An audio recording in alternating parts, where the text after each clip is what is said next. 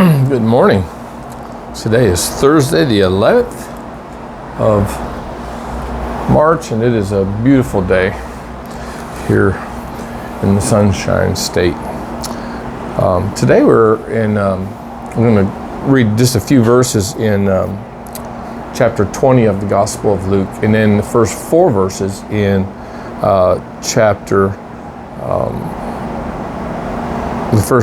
the first four verses in chapter 21.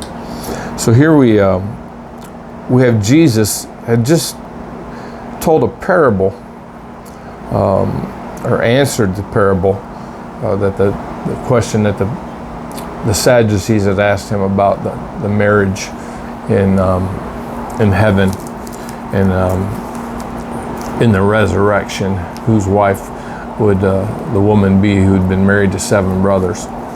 And then Jesus said there's no marriage in heaven. Then he goes on and he poses this question to them, more or less, that, Moses, when God spoke to Moses from the burning bush, he said, I am the God of Abraham, Isaac, and Jacob, in the present tense, not in past tense. Saying, and Jesus said, God is the God of the living, not the dead. And then some of the scribes that were standing by, verse 39, answered and said, Teacher, you have spoken well. But after that, they dared not question him anymore. So you have 3 different groups of leaders within the Jewish religion. You had the Pharisees, which were they were the religious conservatives. You had the Sadducees. They were the religious liberals. You had the scribes, and then you also had the zealots. So here, and as he mentioned at the beginning of yesterday, the Sadducees did not believe in the resurrection, that far out spiritual stuff. They, that miracle stuff that you can't reason away. They had trouble with that. So Jesus answers them. And of course the scribes were conservative, and so they praised Jesus for his answer. But it says that no one dared ask any more questions. Then we get to verse 41. And Jesus said to them, how can they say that the Christ is the son of David? Now David himself said in the book of Psalms, the Lord said to my Lord, sit at my right hand till I make your enemies your footstool. Therefore David calls him Lord. How is he then his son? So Jesus is reasoning that with them from Scripture about the deity of the Messiah. Verse 45. Then in the hearing of all the people, he said to his disciples, beware of the scribes who desire to go around in long robes, love greetings in the marketplaces, the best seats in the synagogues, and the best places at feasts, who devour widows' houses, and for a pretense make long prayers, that these will receive greater condemnation. Then he continues,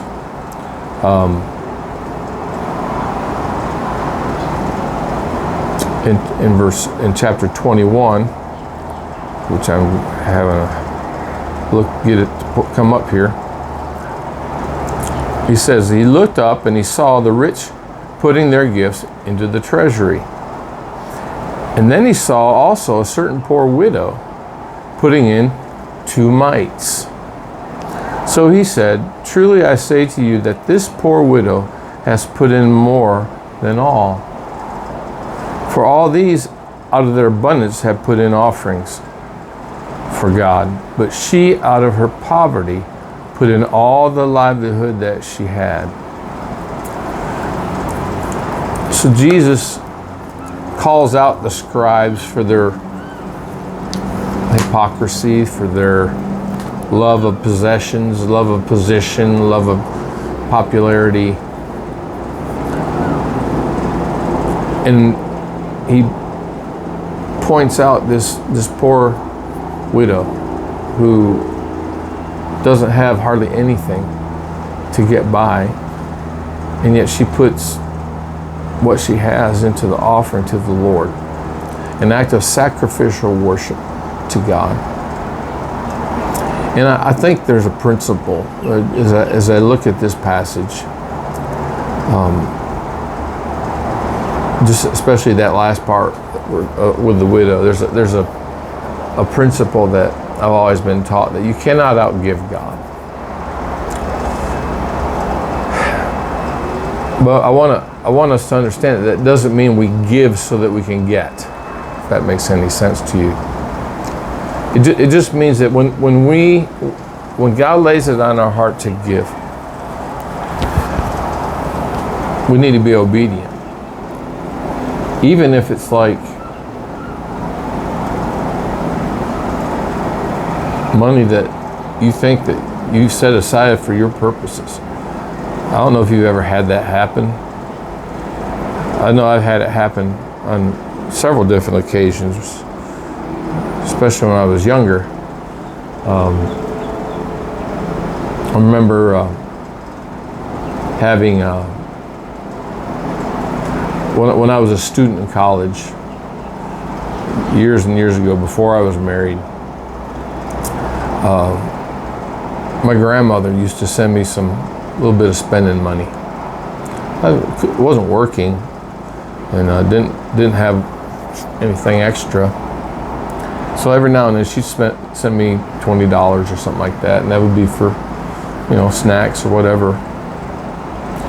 And I remember I'd just gotten an envelope, a card that she sent me, and had $20 in it. And that evening, we had a missions speaker. A missionary came and was sharing about the need. I don't even remember where it was, but I know at the end of the service they took up an offering. And I mean, God was in my ears.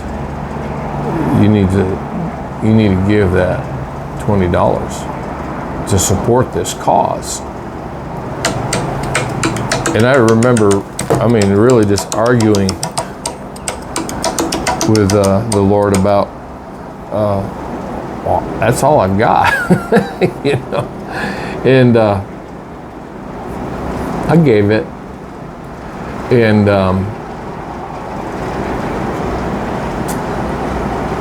I remember that it was just a short time later that God blessed me in other ways. But something I said the other day about stewardship. God used those times in my life to teach me the truth that I'm a slave to Christ. I'm a bondservant to Jesus Christ, and as such, I don't own anything. I'm just a steward. It all belongs to Him, and so how He chooses to distribute it through me, it's not for me to question. I know we're to be good stewards. We're not to just give stuff away foolishly. But as I look at this poor widow, it was a sacrificial act of worship to the Lord. And I know that even though that she gave out of her poverty, God was meeting her needs somehow. God was gonna meet her need. What's some other principles or lessons we can learn from this? Well, again, the specs. Is there any sin to forsake? Well, am I any way like one of the scribes? Do I love the position, the power, the prestige? I don't really. But it's something that I pray God would keep in check, right? What about you? I mean, I think we all like to be recognized, as long as it's not a thing where we become prideful. Are there any principles? Well, I think there's one huge lesson that stands out, right? And that is the fact that Jesus points out his deity, referring to how David called him Lord. So that's just a theological truth, a principle that we see in this passage. Any promises that we can claim? No, just knowing that God sees our hearts. Examples to follow, yes, the example of the poor little widow, right, who gave sacrificially. I don't see a command to obey,